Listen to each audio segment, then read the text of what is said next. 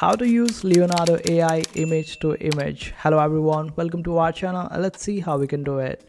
First of all, log into your Leonardo AI account, then open up AI image generation, and over here you will be able to find the option of image guidance. Just simply click on it. Then here you get the option to upload the image. You can just simply drag and drop the image, or you can upload it and wait for it to upload.